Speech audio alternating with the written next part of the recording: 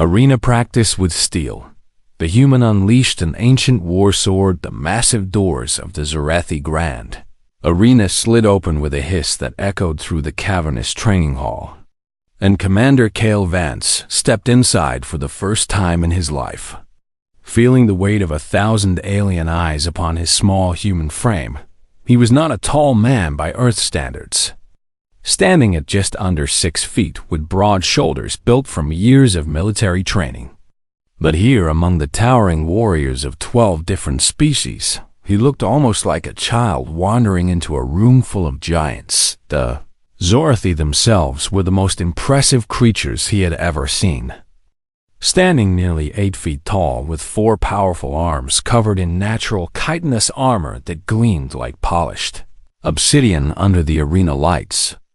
And their compound eyes tracked his every movement with what he could only describe as hungry amusement. So this is the human.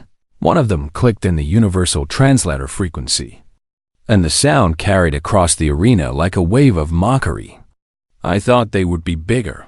Laughter erupted from dozens of throats and mandibles and breathing tubes. A cacophony of alien sounds that all meant the same thing in every language across the galaxy. They thought he was a... Joe Cale kept his face neutral as he walked toward the center of the arena, where Instructor Thelvac waited with his 4 arms crossed over his massive chest. And the old warrior's scarred face showed no emotion as he watched the human approach. "You are late, Earthling," Thelvac said in a voice like grinding stones.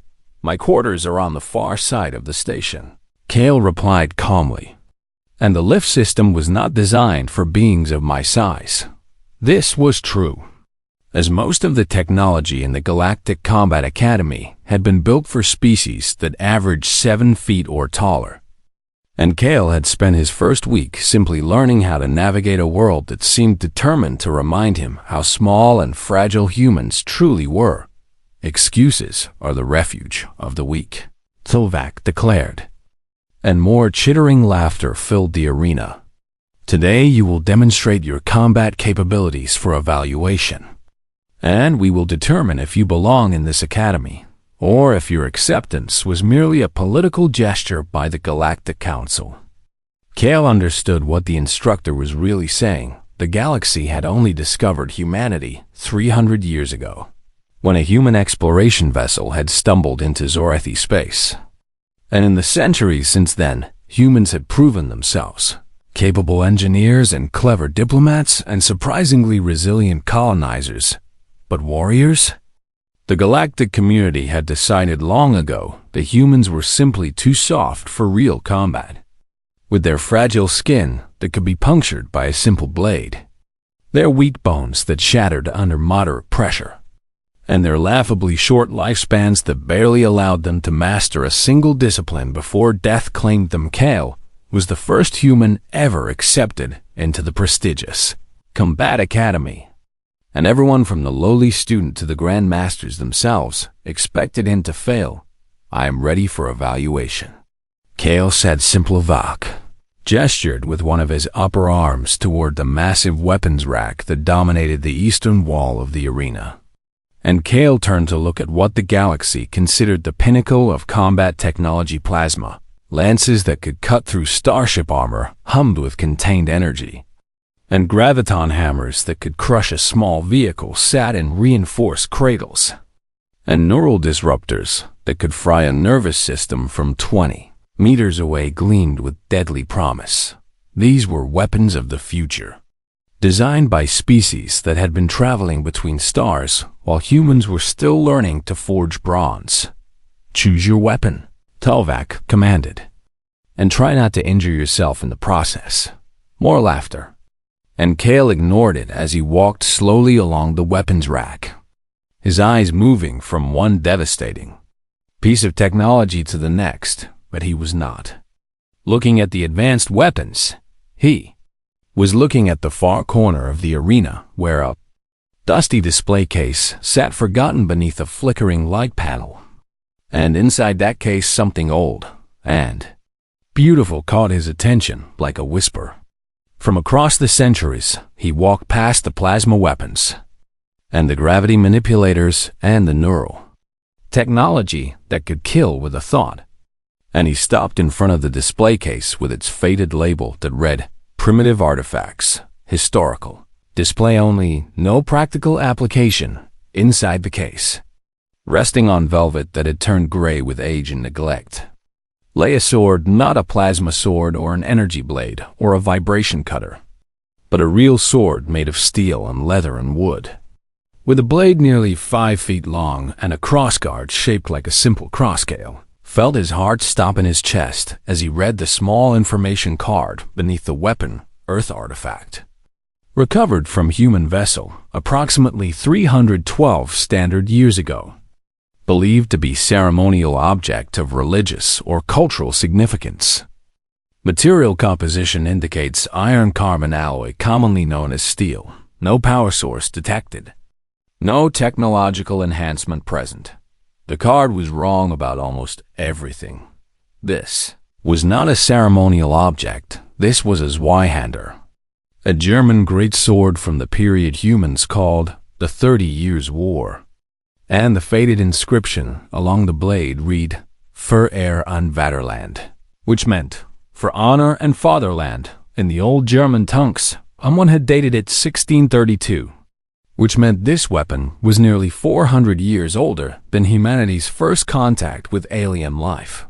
"That one," Kale said, and his voice carried across the suddenly silent arena. Thelvak's soundbound eyes narrowed with what might have been confusion or disgust, and he clicked his mandibles in the Zorethi expression of disbelief. "You wish to use the primitive artifact?" "Yes. It has no power source, human, and it cannot penetrate even basic combat armor. And it is nothing more than a sharpened piece of metal that your ancestors used to murder each other before they discovered more efficient methods of killing." Kale turned to face the instructor, and something in his eyes made the old warrior's 4 hands twitch toward his own weapons. "I know exactly what it is," Kale said quietly, "and I know exactly what it can do." He opened the display case, and the moment his fingers touched the worn leather grip, something ancient and terrible woke up in his blood. Something that remembered 1,000 battlefields and 10,000 years of human warfare. Something that the peaceful species of the galaxy had forgotten long ago. Weight of the sword settled into his hands like coming home. The arena had gone completely silent now, and even the most arrogant Zorathi warriors were watching with something other than amusement as the small human lifted the ancient blade and held it before him in a guard position that no alien database could identify very well. Thelvak said slowly, "You have chosen your weapon, and now we will see what you can do with it." He gestured to a young Zorathi warrior named Drex, who stepped forward eagerly with a plasma staff already humming in his 4 hands. And the alien's mandibles spread in what passed for a smile among his people. "Try not to die too quickly." "Human," Drex said, "I want to enjoy this." Kale said nothing. He simply watched and waited and remembered. Arena practice with steel. The human unleashed an ancient war sword the arena floor beneath. Kale's feet was made of some alien metal that absorbed sound and impact, designed to allow warriors to fight without damaging the expensive training facility. And he could feel the slight give beneath his boots as he shifted his weight from one foot to the other. Drex circled him slowly with all 4 arms, spinning the plasma staff in complex patterns that left trails of burning light in the air. And the young Zorathi's compound eyes glittered with anticipation as he sized up his human opponent. "The rules are simple," Instructor Thelvak announced from the edge of the arena. "First combatant to yield or become incapacitated loses the match. And lethal force is discouraged but not prohibited." Kale heard the words but did not react to them, because his mind had already slipped into a state that his ancestors would have recognized. A calm and focused awareness that blocked out everything except the enemy before him. The other students pressed closer to watch. Hundreds of alien warriors from a dozen different species. all of them expecting to see the soft human destroyed in seconds by superior Zarethi combat ability. Begin.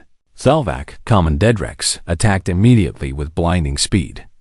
All four arms working in perfect coordination to drive the plasma staff toward Kale's chest in a strike that should have been impossible to block or dodge, but Kale was not watching the weapon, he was watching the feat. This was the first lesson that every human warrior learned, passed down through countless generations of fighters who had discovered that the body always telegraphed its intentions through the feet. Before the hands could act, Rex's lower right foot shifted backward half a second before the strike came, and that tiny movement told Kale everything he needed to know about the angle and power and trajectory of the attack. He stepped to the left. The plasma staff hissed through empty air, where his body had been a heartbeat before, and Drex's compound eyes widened in surprise as his weapon found no target. But Kale was already moving. The Zweihander swept upward in a diagonal cut that the old German masters had called the Zwerdchow, a horizontal stroke designed not to hit where the enemy was, but where the enemy would be. And 400 years of accumulated killing knowledge guided the blade toward the exact spot where Drex's momentum was. Carrying him, steel met chitin with a sound like a thunderclap. Drex's lower left arm snapped backward at an angle that nature had never intended, and the young Zarathi screamed in a frequency that made every alien in the arena flinch with sympathetic pain. Impossible, someone whispered in the crowd. Kale did not pause to celebrate or gloat, because the fight was not over, and a wounded enemy was often more dangerous than a healthy one. Drex spun away from the human with murder blazing in his compound eyes, and his remaining three arms adjusted their grip on the plasma staff as he prepared to attack, again with even greater fury. You will die for that, human. Drex snarled through mandibles clenched tight with pain and rage, but rage was a weakness that human warriors had learned to exploit 10,000 years ago. And Kale simply waited in his guard position while the sword hummed with potential energy in his hands. Drex charged. This time the attack was faster and more vicious, driven by pain and wounded pride. And the plasma staff became a blur of burning light that seemed to come from everywhere at once. A normal fighter would have tried to block or parry or retreat. Kale did none of these things. Instead, he stepped forward. This was the secret that the peaceful species of the galaxy had forgotten. The terrible truth that humans had learned through endless centuries of killing each other in ways that grew more creative and brutal with every generation. Sometimes the only way to survive was to become more aggressive than your attacker. The Zweihander moved in a technique called the Mordhau, which meant murder stroke in the old German language.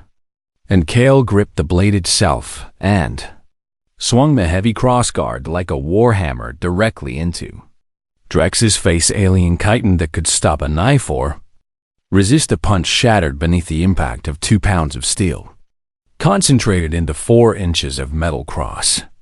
And Drex flew backward through the air like a broken puppet before crashing to the arena floor in a heap of twitching limbs. The plasma staff clattered away across the metal floor and powered down automatically. When it left its owner's hand, silence complete, and absolute silence filled the arena as hundreds of alien warriors stared at the scene before them with expressions ranging from shock to horror to something that might have been fear. 3 seconds. The entire fight had lasted 3 seconds. Kale lowered the Zweihander and looked down at the blade where Zarethi blood mixed with ancient stains that might have been human, and he felt no triumph or satisfaction, only the grim acknowledgement that the sword had done its work once again after 4 centuries of silence. What? Instructor Thelvac said slowly, and his voice trembled with something that sounded almost like fear. What did you just do? I won, Kale replied simply. That is not what I asked. Human? Thelvac stepped onto the arena floor and approached the fallen Drex, who was still breathing but clearly unconscious. With his face a ruin of shattered chitin and leaking fluids, our combat databases contain every known fighting style from every species in the galaxy, the instructor continued. And I have never seen anything like what you just did. That is because you have never seen a human fight. Kale said. He turned to face the crowd of students who had pressed even closer. Their mockery forgotten, their amusement replaced by something far more serious. You thought we were soft, Kale continued in a voice that carried across the silent arena. You thought we were weak and primitive and barely worth noticing. And you laughed when I chose this old sword instead of your advanced weapons. He held up this Y-hander, and the blade caught the arena lights like a mirror made of death. This sword was forged 400 years before my people ever reached the stars. And the man who first carried it into battle would have killed me in seconds, because he spent his entire life learning nothing but how to fight and kill and survive. The students shifted uncomfortably as they listened to words that challenged everything they believed about the small soft species from the unremarkable world called Earth. We did not stop learning when we invented guns, Kale said. And we did not forget when we invented bombs. And we did not abandon the old ways when we finally reached for the stars. Because we knew something that your peaceful civilizations forgot long ago. He looked at Thelvac with eyes that had seen too much history. The universe is not safe, Kale said quietly. And the moment you stop learning how to fight is the moment you start learning how to die. Medical drones floated down from the ceiling to collect Drex's unconscious body, and the students parted silently to let them pass, their eyes never leaving the human who stood alone in the center of the arena with an ancient sword, dripping alien blood. I think, Instructor Thelvac said slowly, that we have severely underestimated your species. Yes, Kale agreed. You have, and somewhere in the crowd, a young alien student reached up to touch the weapons rack and wondered for the first time if technology was really the answer to every problem. Arena practice with steel. The human unleashed an ancient war sword. 3 days had passed since the fight with Drex, and in that time, the entire combat academy had transformed around Kale in ways that he had not expected. Once the other students had laughed and pointed and made jokes about the soft human who did not belong among real warriors.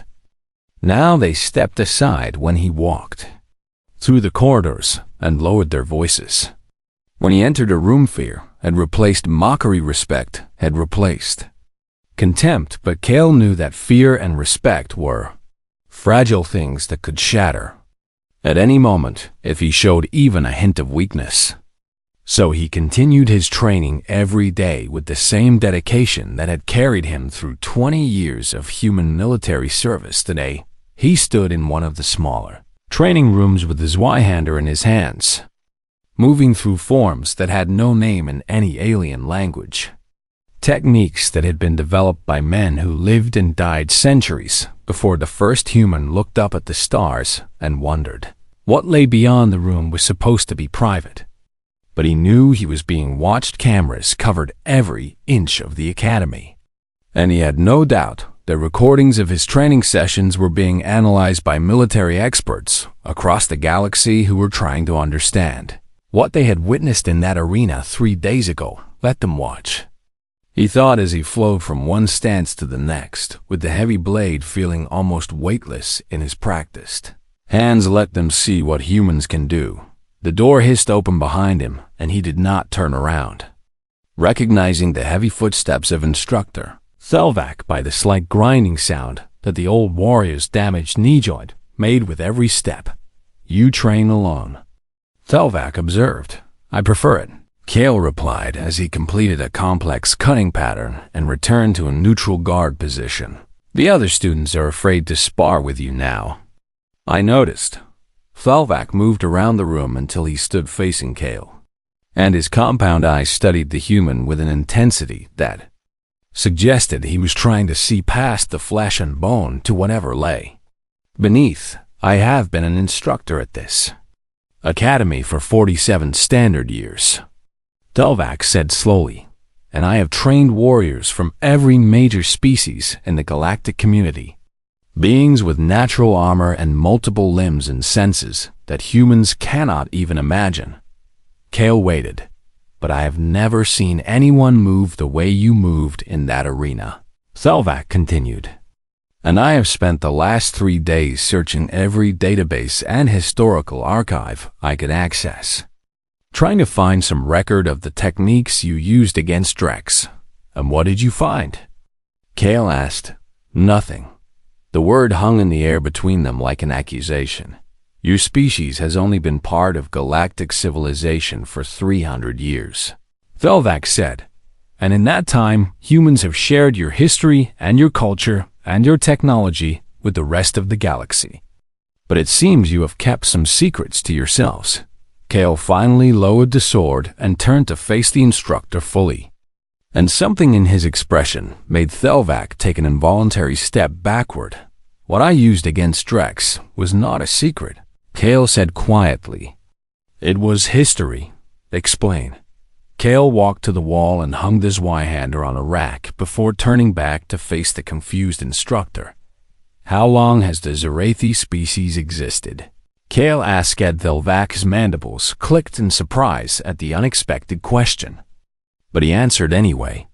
Our recorded history spans approximately 12,000 standard years, though we estimate our species emerged roughly 50,000 years before that. And in all that time, Kale continued, how many wars have your people fought? Wars are inefficient, Thelvac replied automatically.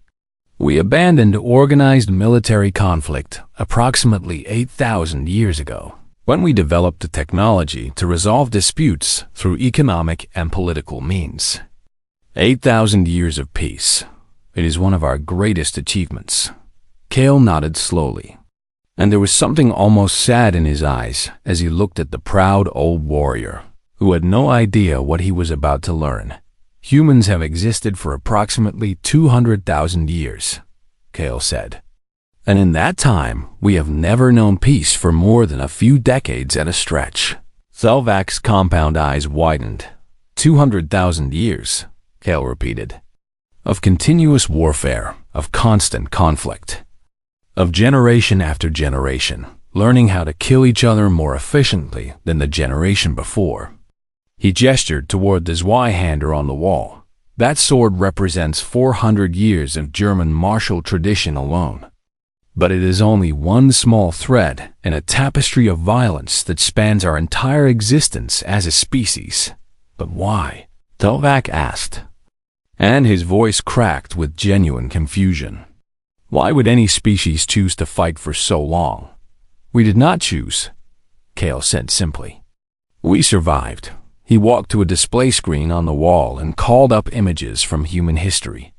Scenes that he had studied as a child, but that the alien instructor had probably never seen ice ages that had nearly driven humanity to extinction, plagues that had killed millions in a matter of months, famines and droughts, and natural disasters that had forced tribes to fight over dwindling resources. We evolved on a world that was trying to kill us, Kale explained as the images flickered past.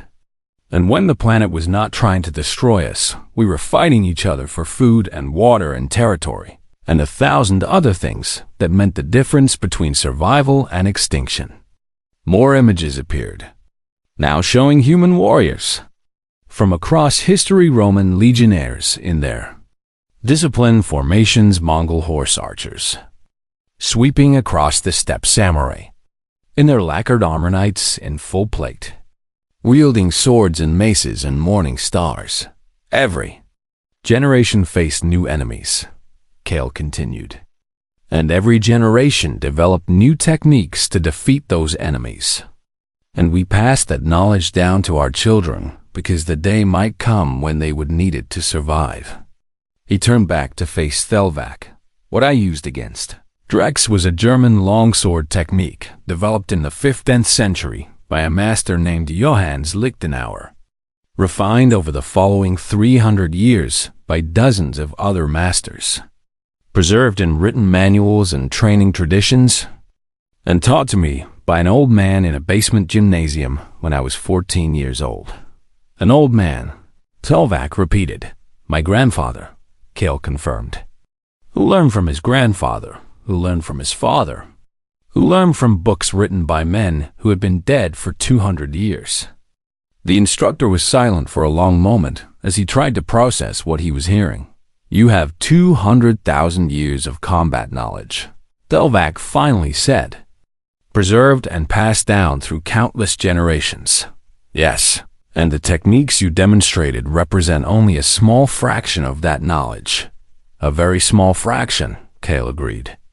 There are hundreds of different martial traditions on Earth alone, each one developed over centuries of constant warfare, each one containing techniques that your species has never imagined.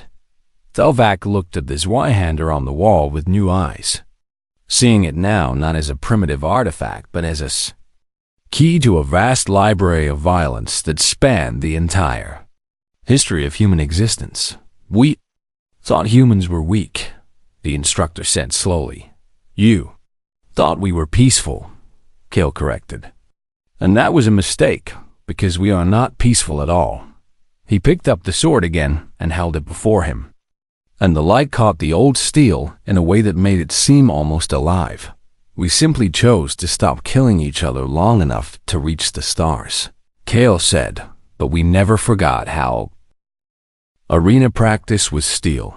The human unleashed an ancient war. Sword news of the human warrior spread through the galactic communication networks like fire through dry grass. And within 2 weeks, Cale found himself facing challenges that he had never anticipated. Representatives from 7 different species had arrived at the combat academy to witness the human phenomenon for themselves, and the grand arena was packed with dignitaries and military officials and curious observers who wanted to see if the recordings they had watched were real or some elaborate fabrication. Cale stood in the center of the arena floor with his Zweihander resting against his shoulder, looking up at the hundreds of alien faces that stared down at him with expressions ranging from skepticism to fear to something that might have been hope. The human will face 3 opponents, announced Chancellor Rex, the ancient Zerathi who served as head of the Combat Academy, each one selected from the finest warriors of their respective species. 3 figures stepped forward onto the arena floor, and Cale studied each one with the calm assessment of a man who had learned to read enemies before they could read him. The first was a Thraxian, a serpentine being with scales that could turn aside a blade and venom that could kill in seconds, moving with fluid grace that suggested years of combat training. The second was a Gorath, a massive creature that resembled a walking mountain of muscle and bone, with fists the size of human torsos and skin thick enough to stop most conventional weapons. The third was another Zerathi, but this one was different from Drex, older and more experienced, with scars covering nearly every visible inch of his chitinous armor. A veteran of tournaments that had lasted longer than Cale had been alive. The matches will be fought consecutively, Chancellor Rex continued, with the human permitted a brief rest between each bout, and victory will be determined by incapacitation or yield. Cale nodded once and stepped forward to face the Thraxian, who was already coiling into a strike position with fangs glistening in the arena lights. I am Sethara, the Serpent Warrior announced, and I have killed 47 opponents in ranked competition. I am Cale, he replied simply, and I do not keep count. The signal sounded and Sethara struck with blinding speed, her entire body uncoiling like a spring as she lunged for Cale's throat with venomous fangs extended. But Cale was not there.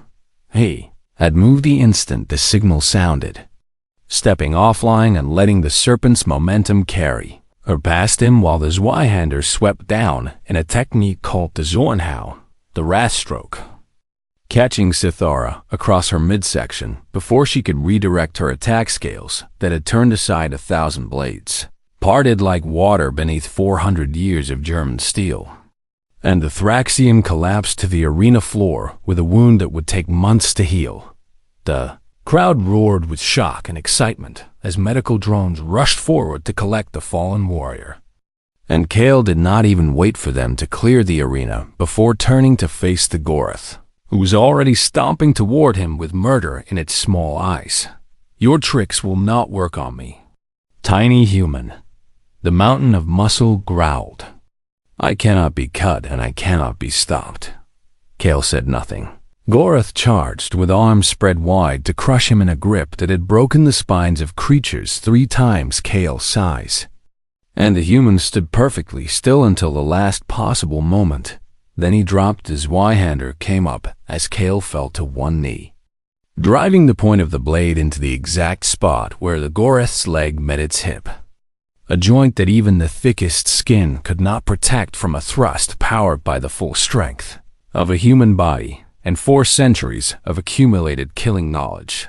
The Goroth's roar of pain shook the arena as its leg buckled beneath it, sending the massive creature crashing to the floor where it thrashed helplessly while trying to reach the sword that had crippled it. Kale pulled the blade free and stepped back, watching as medical drones swarmed the wounded giant.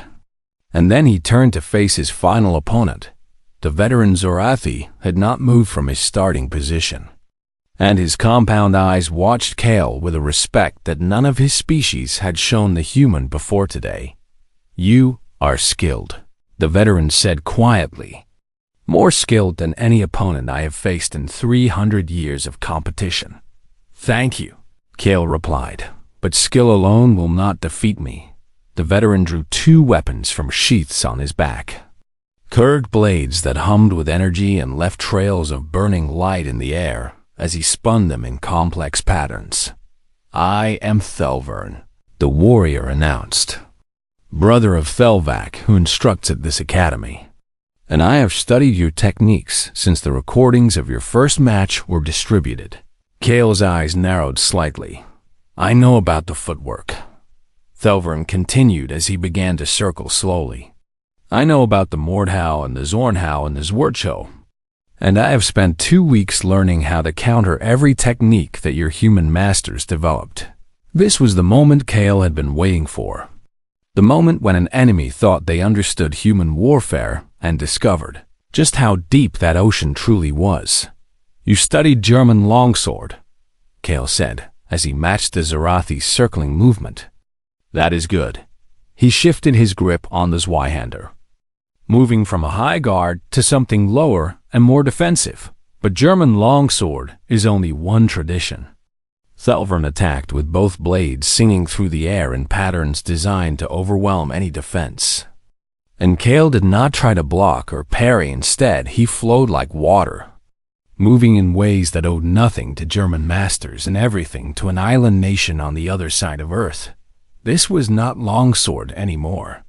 This was katana work, adapted to a heavier blade, drawing on 500 years of Japanese martial tradition that valued efficiency and precision over power and aggression. Thelvern's attacks found empty air again and again, as Kale seemed to know where each strike would land before the veteran even began to move. And the Zorathi's confident expression slowly shifted to confusion, and then to something that looked very much like fear. "How?" Thelvern gasped as another attack missed by inches. "How are you doing this?" "I told you," Kale replied as he stepped inside the veteran's guard and placed the edge of the Zweihander against the vulnerable joint where neck met thorax. "German longsword is only one tradition." He could feel Thelvern's pulse racing beneath the blade, could see the veteran's 4 arms frozen in positions that would be too slow to stop a killing stroke. "Yield," Kale said quietly, "and live to learn more." "I yield," Thelvern whispered. The arena erupted. Kale lowered the sword and stepped back, watching as the veteran Zorathy fell to his knees with all four arms hanging limp at his sides. And somewhere in the crowd he heard Instructor Thelvac shouting his brother's name with a mixture of relief and pride. 3 opponents. 3 victories, and the galaxy had finally begun to understand what humans truly were. Chancellor Vrex descended from his observation platform on a gravity lift, landing in the arena with surprising grace for a being of his advanced age. And he approached Kale with an expression that the human could not read. In all my years, the Chancellor said slowly, I have never witnessed anything like what you demonstrated today. Thank you. Chancellor, it was not a compliment, Rex replied. And there was something ancient and worried in his compound eyes. It was a warning. He leaned closer, lowering his voice so that only Kale could hear. You have shown the galaxy that humans are not the soft creatures we believe them to be. And there are those who will see your species as a threat rather than an ally. Kale met the Chancellor's gaze without flinching. Good, he said simply. Because we were never your allies. He turned and walked toward the arena exit, leaving the Zwinder's weight to settle against his shoulder like an old friend. We were always your protectors, he said over his shoulder. You just never knew it. Arena practice with steel. The human unleashed an ancient war sword. The annual Grand Tournament of the Combat Academy was the most prestigious martial event in the galaxy, drawing warriors from every corner of known space to compete for glory and honor and the recognition of their species as the finest fighters in existence. For 300 years, the tournament had been dominated by the Varax, a species of living weapons who could bond with metallic armor that became an extension of their bodies, making them virtually indestructible in combat. The current champion was Warlord Crix, a mountain of muscle and bonded metal who had won the tournament 15 times without ever receiving a serious wound, and whose name was spoken with fear and respect across 1,000 worlds on the morning of the final match. Kale stood in his small quarters and looked at the Zweihander that had carried him through every challenge the Academy had thrown at him, and he allowed himself a moment of quiet reflection before the storm. 6 months had passed since his arrival at the Academy.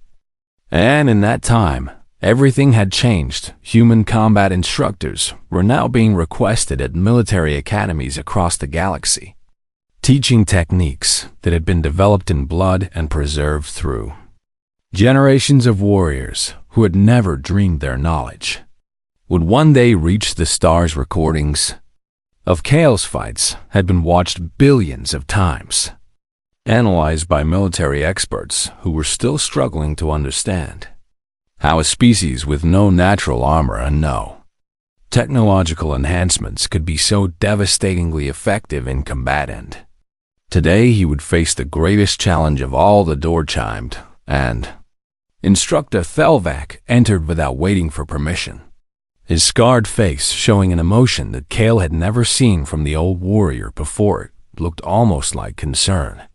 You do not have to do this, Thelvac said quietly.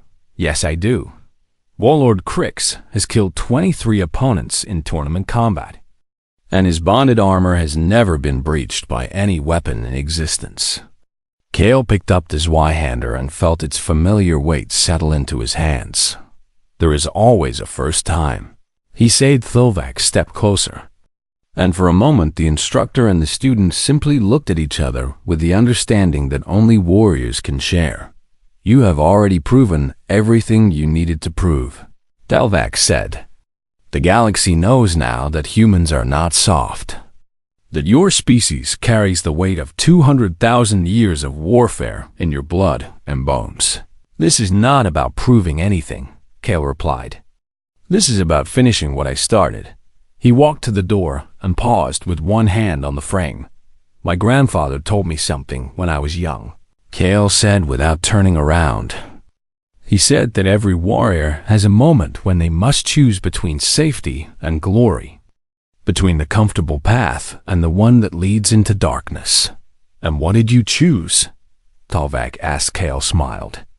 Though the instructor could not see it, I chose to walk into the darkness and make it afraid of me. The grand arena was packed with more spectators than it had ever held before.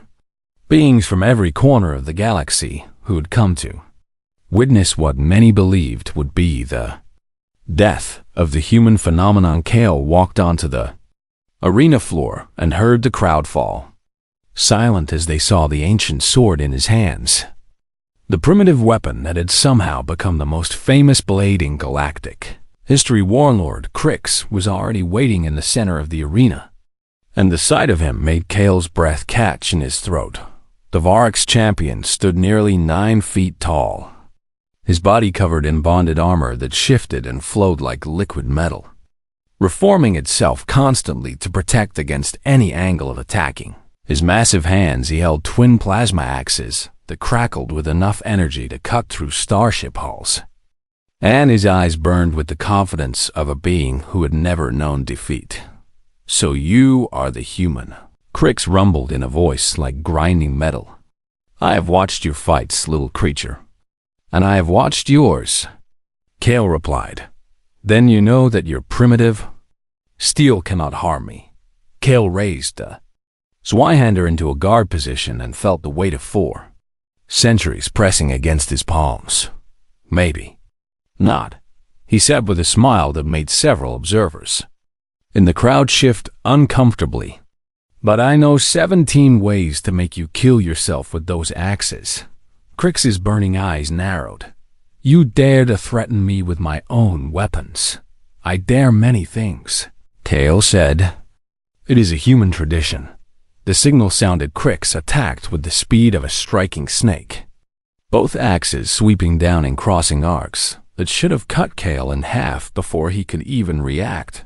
But Kale was not where the axes expected him to be, moved with the fluid grace of water flowing around a stone, stepping just far enough to let the deadly blades pass within inches of his body while his own sword remained perfectly still. Crix roared with frustration and attacked again and again, each strike powerful enough to cleave through armor and bone and spirit, and each strike finding nothing but empty air. "Stand still and fight," the warlord bellowed. "I am fighting," Kale replied calmly as he continued to flow around the devastating attacks. "You just cannot see it yet." This was the lesson that 200,000 years of human warfare had taught, the truth that every master had passed down to every student since the first human had picked up a stick and realized it could be used to kill. Victory did not always come from strengths. Sometimes victory came from patience. Crix was growing tired, his attacks becoming slower and less precise as the effort of swinging those massive axes began to drain even his formidable reserves of energy, and his bonded armor was starting to move sluggishly as it tried to keep up with threats that never materialized. Kale watched and waited, and crowned Sefsfurfurvov raised both axes for a devastating overhead strike that would have split Kale from skull to pelvis if it had landed. But the human was already moving, not away from the attack, but directly toward it. The Zweihander came up in a technique that had no name in any manual because it had been invented in that exact moment.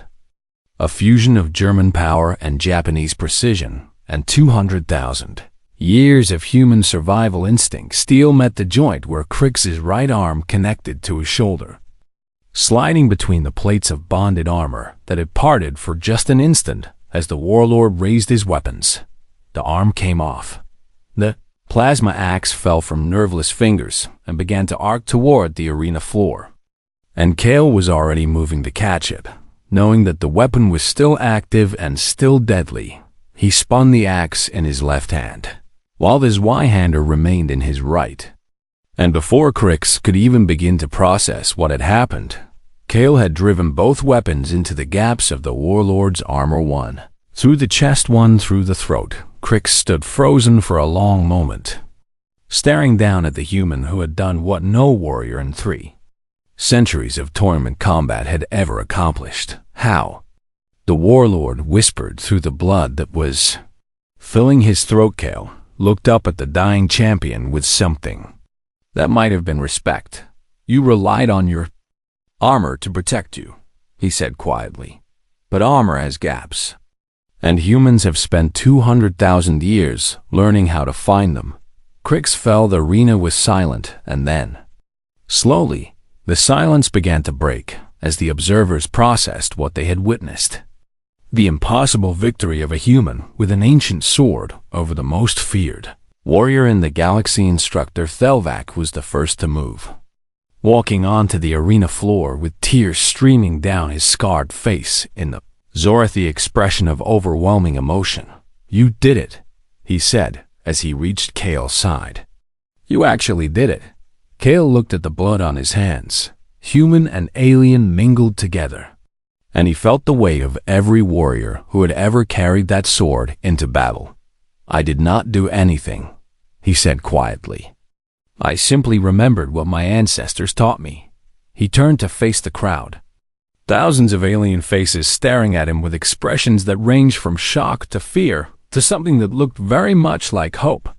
"We are humans," Kale announced in a voice that carried to every corner of the arena. "We come from a small world in an unremarkable star system, and we have been fighting to survive since before your species learned to walk." He raised the bloodied Zweihander above his head. "We are not soft. We are not weak, and we are not afraid." The crowd erupted, and somewhere in the chaos, old Instructor Thelvac quietly updated his personal files with a notation that would eventually be adopted by every military database in the galaxy. Species classification: human. Apex predator. Approach with extreme caution and absolute respect.